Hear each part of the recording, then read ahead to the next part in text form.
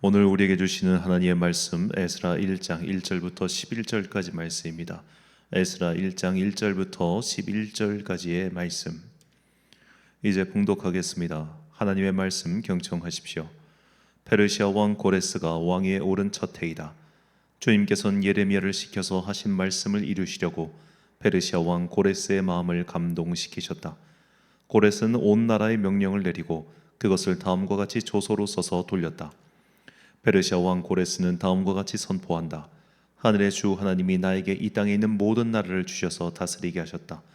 또 유다에 있는 예루살렘에 그의 성전을 지으라고 명하셨다. 이 나라 사람 가운데서 하나님을 섬기는 모든 사람은 유다에 있는 예루살렘으로 올라가서 그곳에 계시는 하나님 곧 주 이스라엘의 하나님의 성전을 지어라. 그 백성에게 하나님이 함께 계시기를 빈다. 잡혀온 하나님의 백성 가운데서 누구든지 귀국할 때 도움이 필요한 사람이 있으면 그 이웃에 사는 사람은 그를 도와주어라.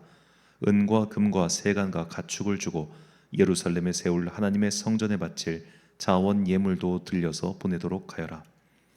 그때 유다와 베냐민 가문의 우두머리들과 제사장들과 레위 사람들과 하나님께 감동을 받고 예루살렘으로 올라가서 주님의 성전을 지으려고 하는 모든 사람이 길을 떠날 채비를 하였다. 이웃 사람들은 자원 예물 외에도 은그릇과 금과 세간과 가축과 여러 가지 진귀한 보물을 주어서 그들을 도왔다. 더욱이 고레스 왕은 주님의 성전에 속하여 있던 여러 가지 그릇까지 꺼내어 오게 하였는데 그것들은 느부갓네살이 예루살렘에서 가지고 가서 자기의 신전에 둔 것이다. 페르시아 왕 고레스는 재무관 미드르닷을 지켜 그 그릇들을 꺼내어 샅샅이 세워서 유다 총독 세스바살에게 넘겨주게 하였다. 넘겨준 물품은 다음과 같다. 금접시가 30개요 은접시가 1000개요 칼이 29자루요 금 대접이 30개요 다른 것으로 대신 보충한 은 대접이 410개요 그 밖에 다른 그릇이 1000개이니 금그릇과 은그릇은 모두 5400개이다. 세스바살은 포로로 잡혀간 이들이 바벨로니아에서 예루살렘으로 데리고 올 때에 그 이 그릇을 모두 가지고 왔다. 아멘. 정치인을 위한 기도 방법이란 제목으로 하나님의 말씀 선포하겠습니다. 2000년 기독교 역사에서 이 나름 중요한 역할을 했던 여러 정치 지도자들이 있습니다. 그냥 제가 나름 선정한 이 정치 지도자 3명을 소개하려고 하는데요. 첫 번째로 이제 기독교회를 공인하고 그리고 제1차 니케아 공의회를 주관했던 콘스탄티누스 대제가 있습니다. 그리고 두 번째로 신성 로마 제국의 1대 황제인 샤를마뉴 대제가 있고요. 그리고 세 번째로 루터와 개혁교의 수호자라고 하는 프리드리 3세 작센 선제후가 있습니다. 자, 왜 이 세 명을 뽑았는가? 콘스탄티누스 대제의 경우는 너무 이야기가 유명하죠. 그가 기독교회를 공인하였기 때문에 이제 로마에 있는 여러 가지 공식 종교로서 기독교회가 활동할 수 있게 되었고 더 이상 음지에서 숨어서 활동하는 것이 아니라 양지에서 당당하게 신앙생활을 할 수 있게 만들었습니다. 그러면서 콘스탄티누스 대제는 기독교 역사에서 가장 중요한 인물 중 한 명으로 우리가 뽑을 수 있겠죠. 샤를마뉴 대제 또한 마찬가지였습니다. 그의 할아버지가 이제 이슬람의 공습을 막아낸 사람인데 피핀이라고 아니죠. 그 망치왕 칼이었던가요? 그리고 그의 아버지도 이제 여러 가지 역할을 했는데 이 샤를마뉴 대제 같은 경우는 그 오늘날 프랑스, 독일, 이탈리아 그리고 오스트리아까지 그 영역을 공고하게 구축해가지고 사실 이제 그 서로마 제국이 오토 아케르에 멸망하고 나서 이 서로마 제국 그 일대 그러니까 오늘날 프랑스, 독일 그리고 이탈리아 이쪽이 완전 쑥대밭이 됐습니다. 모든 조직이 다 상실됐어요. 그때 이제 그나마 유일하게 버티고 있었던 게 교회였는데 아무래도 교회만으로는 이 사회를 다 유지할 수가 없지 않습니까? 그때 이제 샤를마뉴 대제라고 하는 걸출한 인물이 물론 3대에 걸쳐서 프랑크 왕국을 잘 다스렸기 때문에 이쪽 세계관이 다 안정이 된 거예요. 그래서 이제 로마에 있었던 이 교황이 이 사람에게 서로마 제국의 황제의 관을 씌우면서 이쪽 세계를 신성 로마 제국이라 부르기 시작했습니다. 동로마 제국, 그러니까 즉 비잔티움 제국은 여전히 존재하고 있었기 때문에 이쪽을 따로 신성 로마 제국이라 이렇게 부른 것이죠. 라틴어권과 이게 되게 복잡한데 라틴어권이 있고 그리스어권이 있었는데 이 비잔티움 제국은 오늘날 그리스어권의 문화를 그대로 갖고 있었고 라틴어권은 다 붕괴했단 말이에요.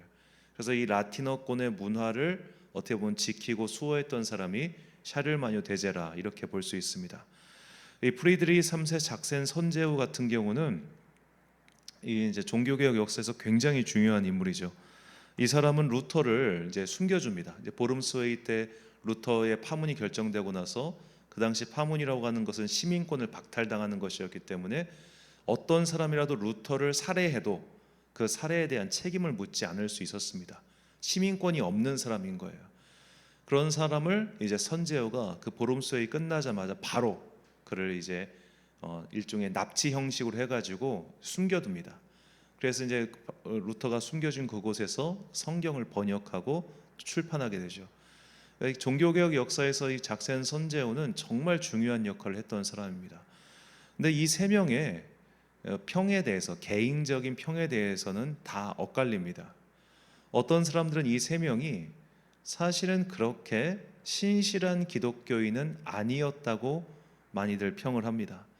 일단 콘스탄티누스 대제 같은 경우는 사실 명확한 정치적인 목적을 가지고 기독교회를 로마 제국의 한 종교로 공인한 사람인 것은 거의 분명해 보입니다. 왜냐하면 이제 너무 얘기가 길어질 것 같은데 이 로마 제국이 이제 여러 시대를 거치면서 국내외가 굉장히 혼란해졌어요. 그러니까 국력은 약해지고 국방은 느슨해지고 하다 보니까 사실상 이쪽 그러니까 콘스탄티누스는 어떻게 보면 선택을 한 겁니다. 이쪽 서쪽 지역, 그러니까 이탈리아 반도를 중심으로 한 이탈리아 반도 그리고 프랑스, 독일, 라인강 남부 이쪽 일대 이쪽은 이 게르만이라고 하는 그 이방인 세력 바바리안이라고 하죠. 이쪽 세력이 너무 강해지니까 이쪽 수비를 어떻게 보면 일종의 포기한 거예요. 포기하고 우린 동쪽으로 가서 오늘날 터키에 있는 이스탄불 여기에 콘스탄티노플이라고 하는 도시를 새로 세우고 여기만 우리의 주된 영역으로 다스리자 해서 어떤 정치적 결단을 내린 거죠. 그 결단을 하면서 어찌 보면 사회를 국민들을 통합시킬 새로운 체제가 필요했습니다. 그 체제를 기독교회에서 찾은 거죠. 그래서 그가 니케아 공의회를 주관한 이유도 비슷합니다. 이 니케아 공의회는 그 예수 그리스도의 그 신성, 그러니까 일종의 어떤 신학적 논쟁 때문에 막 치고받고 교회가 분열되니까 이걸 안 돼 해가지고 그가 처음으로 니케아 회의를 주관을 한 겁니다. 그런 회의를 주관한 이유 또한 사실 나라의 평안을 위해서 그걸 한 것뿐이죠. 그가 특별한 어떤 신앙심이 돈독한 사람이라 그것을 했다고 보기에는 조금 자료가 부족합니다. 샤를마뇨 대제도 마찬가지입니다. 그는 사실 굉장히 좀 요즘으로 치면은 되게 방탕한 삶을 살았던 사람이에요. 그런데도 그는 가톨릭 교회의 성인으로 추대되었습니다. 1137년에요. 그 이유는 그가 나라를 잘 다스렸기 때문입니다. 나라를 잘 다스리자 교회가 안정을 찾았고 사람들이 신앙 활동을 편안하게 할 수 있었습니다. 그 이유로 그가 시성되었습니다. 작센 선제도 마찬가지죠. 그가 루터의 편을 든 것은 그가 처음부터 루터가 말했던 이 개혁의 사상에 동조했기 때문은 아닙니다. 루터를 지켜주는 것이 자신의 지방에 더 큰 이익이 될 거라고 알고 있었기 때문이죠. 자, 이제 작센 선제후가 그 당시 작센이라고 하는 이 독일의 한 지역을 다스리고 있을 때 굉장히 그가 통치자로서 갈등을 일으킨 게 뭐냐면은 이탈리아에서 온 사제들이 소위 말해 면벌부를 팔면서 이 지방에 있었던 많은 자금이 다 이탈리아로 흘러가고 있었어요. 그런 것들을 막을 만한 방법이 필요했고 루터가 그것을 강력하게 반대했기 때문에 이거다라고 해서 그때부터 루터를 지지했다. 이것이 대부분의 어떻게 보면 통설과 가까운 이야기입니다. 그가 특별히 어떤 계시를 받거나 혹은 루터의 그 말에 막 감동을 받아서 그렇게 했다. 그러기엔 좀 어렵죠.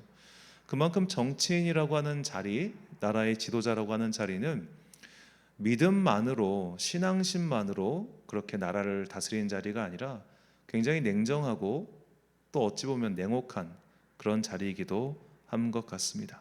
제가 그 자리에 안 가봤으니까 정확하게 모르겠지만 말이죠. 역사를 봤을 때 그렇다는 겁니다.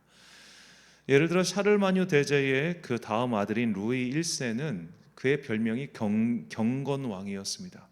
굉장히 그의 삶이 경건하고 또 기독교의 복음대로 살기 위해 노력했던 사람이었던 것 같아요. 그런데 그는 시성되지 못했습니다. 왜냐하면 나라를 잘 못 다스렸거든요. 그러니까 오늘날로 비유하자면 정말 믿음 생활 잘해요. 신실해, 성실해. 그런데 나라는 잘 못 다스려. 우리가 그런 사람을 좋은 지도자라고 말하기는 조금 어렵겠죠. 자, 우리는 정말 신앙심도 좋고 단순히 말해서 교회 열심히 다니는 그런 좋은 정치인이 나오기를 바라고 있습니다. 하지만 정말 교회를 열심히 다니는 좋은 정치인이 만약 나라는 잘 못 다스린다면 사람들은 어떻게 생각할까요? 덩달아 교회까지도 욕을 먹겠죠. 그래서 우리는 가장 좋은 것은 하나님도 정말 잘 믿고 그러면서 나라도 잘 다스리는 그런 사람이 지도자가 되기를 1차적으로 기도하고 바라야겠지만 그것이 안 될 때, 즉 최선이 되지 않을 때는 그 다음만이라도 기도를 해야겠죠. 즉 그가 가진 믿음의 영역은 우리가 정확하게 알 수 없는 것이니 설령 그가 교회를 다니던 혹은 교회를 다니지 않던 그게 중요한 게 아니라 이 나라와 공동체를 잘 다스릴 수 있는 사람, 그런 사람을 뽑아야겠죠. 그리고 여기서 잘 다스림의 기준이란 바로 하나님의 뜻과 합치하는 것을 뜻하지 않겠습니까? 자, 오늘 본문에는 되게 이스라엘 역사에서 중요한 인물이 등장합니다. 그 인물은 유대인은 아니고 바로 페르시아 사람인데요. 페르시아 제국의 일대 황제였던 바로 고레스라고 하는 사람이죠. 본문 2절부터 4절까지 말씀. 버서왕 고레스는 말하오니 하늘의 하나님 여호와께서 세상 모든 나라를 내게 주셨고 나에게 명령하사 유다 예루살렘의 성전을 건축하라 하셨나니 이스라엘의 하나님은 참신이시라. 너희 중에 그의 백성 된 자는 다 유다 예루살렘으로 올라가서 이스라엘의 하나님 여호와의 성전을 건축하라. 그는 예루살렘에 계신 하나님이시라. 그 남아있는 백성이 어느 곳에 머물러 살든지 그곳 사람들이 마땅히 은과 금과 그 밖의 물건과 짐승으로 도와주고 그 외에도 예루살렘에 세울 하나님의 성전을 위하여 예물을 기쁘게 드릴지니라 하였더라. 아멘. 자, 이 바사왕 고레스에 대한 기록이 또 그가 내린 일종의 명에 대해서 이 에스라가 가장 정확하게 또 많이 기록해 두었습니다. 먼저 이 에스라라고 하는 오늘 우리가 함께 살펴볼 이 에스라서의 저자에 대해서 먼저 그냥 간단히 말씀드리면 일단 1장부터 6장까지는 이 에스라라고 하는 실제 인물이 등장하기 전 일종의 배경 설명이고요. 7장부터 본격적으로 에스라가 등장합니다. 이 에스라라고 하는 인물의 중요성에 대해서는 나중에 7장 때 다시 한번 설명해 드리겠지만 그는 일단 우리가 현재 보고 있는 이 구약 성경의 거의 틀을 만든 사람이다. 이렇게 생각하셔도 무방할 정도로 굉장히 중요한 인물이죠. 그 첫 장에 이제 바사왕 고레스에 대해서 나옵니다. 그 유명한 고레스 칙령이 반포되고 드디어 이제 유다 민족은 포로에서 해방되어 고향으로 돌아갈 수 있게 되었죠. 자, 이 고레스라고 하는 사람은 이제 영어권에서는 이제 키루스라고 부르는데요. 이 사람은 페르시아 아케메네스 왕조의 창시자이기도 합니다. 이 고레스 대왕 키루스에 대해서 가장 널리 알려진 실제 기록은 그리스의 역사가 크세노폰이 저술한 키루스의 교육이라는 책을 통해서입니다. 이 책은 그의 일대기를 기록한 책으로 그에 대해 가장 가까운 시기에 남겨진 기록입니다. 이 크세노폰의 기록을 알렉산더 대왕이 읽었고 그가 나중에 페르시아를 정벌했을 때 이 키루스의 무덤을 찾아가 무덤을 정비해줬다는 기록이 남아있을 정도로 이 키루스가 위대한 군주였음은 분명하죠. 이 키루스의 정책 중 가장 분명한 특징이 바로 여러 민족에 대한 유화 정책이었습니다. 그러니까 키루스가 이제 이것은 우리 중동 전체 역사를 보면 좀 이해가 가는데 중동의 예를 들어 아수르라든지 바벨론이라든지 페르시아, 정확히 이전엔 미디아 제국 그런 게 있었는데 여러 민족들이 서로 싸우는 각축장 같은 곳이 바로 그런 중동 지역이었단 말이에요. 오늘날 중독의 이 지도 같은 경우도 막 선처럼 그어져 있죠. 이건 사실 그 서구 열강이 이 각 부족들의 갈등과 이런 걸 모르는 상태에서 혹은 무시한 상태에서 일방적으로 선을 그은 거지, 그들은 정말로 오랜 세월 동안 부족별로 지역별로 나눠서 싸워왔습니다. 그러다 보니까 한쪽이 큰 세력을 잡으면 이쪽을 눌러버리고, 한쪽이 세력을 잡으면 또 이쪽을 눌러버리고, 또 이쪽이 세력을 키워서 이쪽을 다시 눌러버리는 이런 역사가 계속 반복돼 왔던 거예요. 키루스는 이것이 결국 국력을 약화시킬 것을 알았습니다.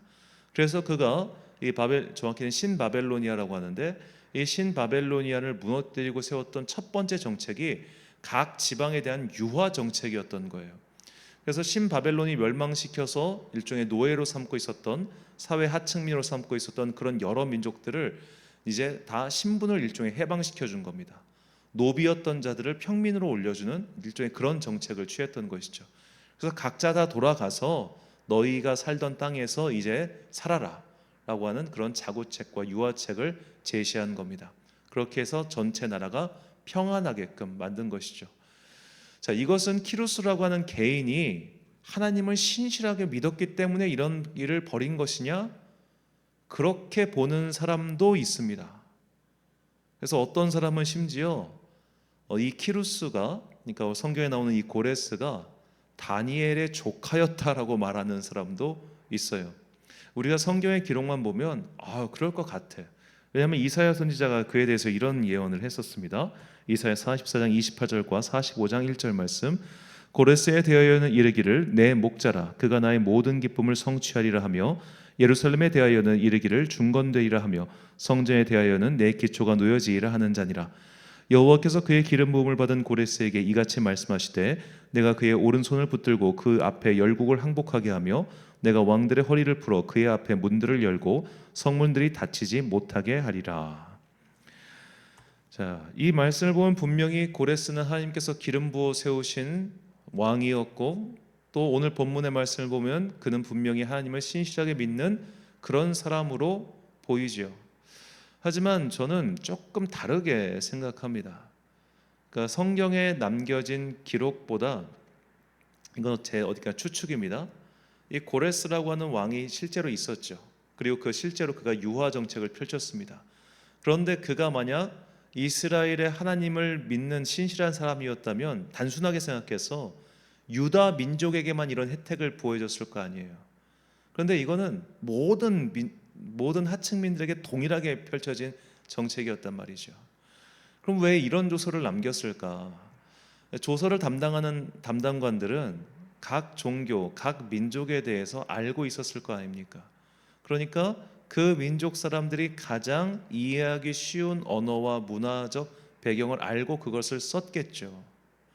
이걸 오늘날에 비유하자면, 여러분 대통령이나 종교 지도자들이 신앙생활을 하면 얼마나 하겠습니까? 교회의 용어를 알면 얼마나 알겠습니까? 그러다 보니까 이 대통령 비서관들 중에는 이런 각 종교를 담당하는 전문 비서관들이 있습니다. 그 사람들이 해당 내용을 작성해서 올리는 거잖아요.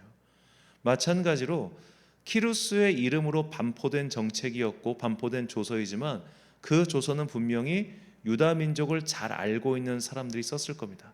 그러니까 담당 행정관들이 일을 잘했다는 얘기죠. 그리고 일을 잘하는 행정관을 뽑을 수 있는 그 지혜로운 안목이 그 왕에게 있었다는 것, 이게 중요하다는 겁니다. 그의 믿음이 어떻냐 아니냐, 그것은 일단은 차치하고 그가 나라를 잘 다스릴 수 있는 안목을 가지고 있었을 때 밑에 사람을 잘 뽑을 것이고, 그 잘 뽑은 밑에 사람이 결국 일을 잘할 것이고, 그가 일을 잘하는 것이 결국은 하나님의 백성 유다 민족에게 큰 보탬이 됐다는 겁니다. 이게 중요하죠. 우리는 사실 다 알고 있습니다. 그러니까 정치인들 한 명이 위대하다고 해서 모든 조직이 다 잘 돌아가는 건 아니죠. 왜냐하면 중간에 여러 단계의 사람들이 현실적으로 일하고 있지 않습니까? 윗사람이 아무리 훌륭해도 중간 관리자가 이상하면은 그 하부 조직이 제대로 돌아가지 않는 것처럼, 결국 윗사람에게 중요한 것은 이 중간 관리자를 잘 뽑고 다스릴 수 있는 지혜로운 눈이죠. 다행히 이 고레스 대왕에게는 이런 눈이 있었고 이런 눈이 있었기 때문에 일단 그가 가지고 있는 기본적인 정책, 즉 모든 여러 민족들이 다 유화 정책을 펴가지고 이들을 잘 살게 하면은 나라가 부강해질 거야 라는 생각을 그가 품고 있었을 것이고, 그가 품고 있는 생각을 구체화시킬 수 있는 좋은 중간 관리자들이 있었을 겁니다. 그런 중간 관리자들이 유다 민족에게 가장 우호적인 태도로, 우호적인 언어로 이런 기록들을 남겼을 것이고, 그것이 결국에는 유다 민족이 예루살렘에서 두 번째 성전을 일으켜 세우는데 큰 보탬이 되었겠죠. 이것이 하나님께서 그를 세우신 목적이며, 또 하나님께서 어떻게 보면 정치 지도자를 사용해서 믿음의 사람들을 도우시고 믿음의 사람들에게 은혜를 베푸시는 방법이라 저는 그렇게 생각합니다. 정치인들이 하나님을 신실하게 믿고 또 성경에 있는 가르침을 잘 따라서 하나님께 지혜를 구하고 겸손한 마음으로 주변 사람들에게 조언을 구하고 그렇게 하나님의 뜻에 따라서 나라를 다스릴 수 있고 비전을 품는 그런 사람들로만 이루어진다면 얼마나 좋겠습니까? 근데 역사상 그런 일은 없었거든요. 그런 것이 최선이라면 우리가 최선이 거의 일어나지 않기 때문에, 왜냐하면 우리도 그렇게 못 살잖아요. 우리도 내가 매사에 하나님께 신실하게 묻고 지혜롭게 행동하고 지혜롭게 판단하고 지혜롭게 살지 못하잖아요. 나도 못하는 걸 왜 저 사람들에게 그렇게 기대를 하겠습니까? 그런 건 거의 힘들어요. 그렇기 때문에 우리가 두 번째로 구한 게 뭐냐? 그가 믿음이 있느냐 없느냐는 일단 차치하고 그가 우리의 믿음 생활을 위해서 보탬이 될 수 있는가, 즉 이 나라를 잘 다스리게 하고 또 평안케 해서 우리가 하나님을 믿고 따르는 데 있어서 정말로 다른 것들 때문에 괴로움을 당하지 않게 할 그런 사람인가, 이것이 중요하다는 거죠. 극단적인 비유를 들어서 우리가 예를 들어 국가가 전란 상황이라면 신앙생활하기 힘들겠죠. 국가를 전란 상황에 만들지 않을 그럴 지도자가 필요한 것이고, 경제적으로 너무 어려우면 또 믿음 생활하기 어렵겠죠. 그렇기 때문에 경제를 잘 반전시킬 수 있는 그런 지도자를 뽑는 것이고, 또 너무 극단적이거나 무능하면 어렵겠죠. 그러니까 그러지 않을 지도자를 뽑는 거예요. 이것이 우리가 정치인들을 위해 기도해야 되는 제목이라는 겁니다. 그래서 이제 곧 다가올 이번 주 금요일과 토요일이 또 이제 국회의원 선거 예비 선거 날이죠. 사전 선거일. 다음 주 수요일이 선거 날인데, 이 선거 날을 앞두고 우리가 이 말씀을 좀 귀담아서 들었으면 좋겠습니다. 디모데전서 2장 1절과 2절 말씀.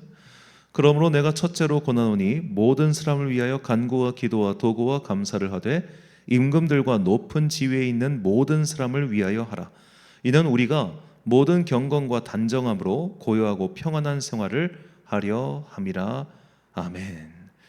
사랑하는 천안광성교회 성도 여러분, 그리고 이 새벽을 함께 깨우고 계신 귀한 주님의 자녀 여러분, 우리는 정치 지도자들을 위해서 기도해야 됩니다. 그들이 믿음 생활 잘하고 하나님을 경외하는 그런 사람들이면 정말 좋겠습니다만, 실제로 그럴 확률은 매우 낮기 때문에 우리가 다음 차선책을 갖고 기도해야죠. 바로 우리를 경건하고 고요하고 평안하게 믿음 생활을 하기에 도움이 되는 사람을 뽑아야 된다는 겁니다.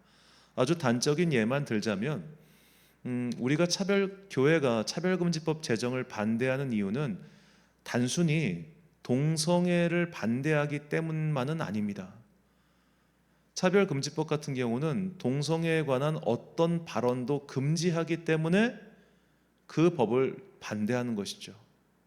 그러니까 차별금지법을 제정해야 된다고 말하는 사람들은 사실 우리나라가 동성애를 불법으로 단정하고 동성애 하지 못하게 만드는 그런 나라가 아니잖아요.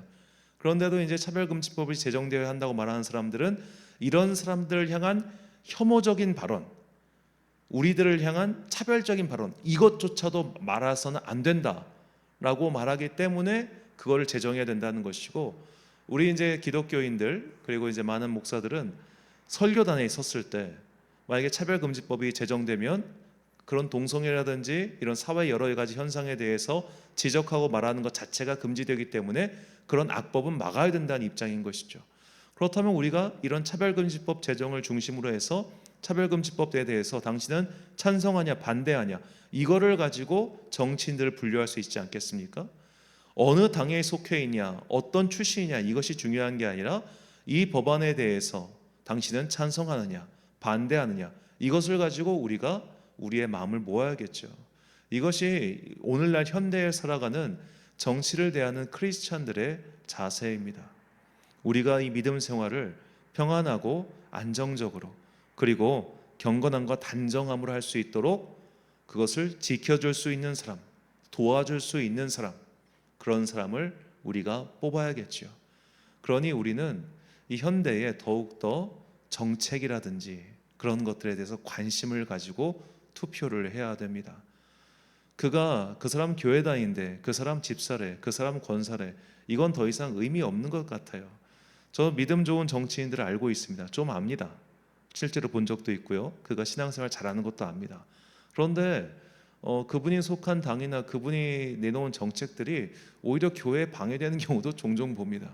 그러니까 믿음의 좋은 여부와 그가 정책을 잘 세우는 것은 사실 좀 다른 영역이 많더라고요.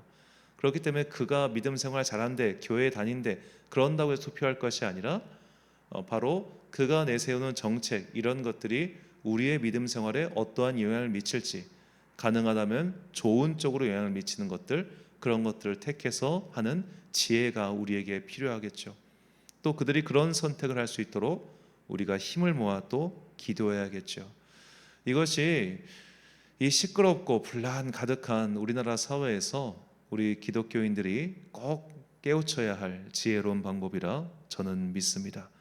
또 각자의 생각에 따라서 정말로 지혜로운 지도자들이, 정확히는 그 지도자들이 우리에게 참 좋은 정책을, 우리의 믿음 생활에 보탬이 될 수 있는 정책을 세울 수 있는 그런 마음이 생기도록 함께 기도해야겠죠.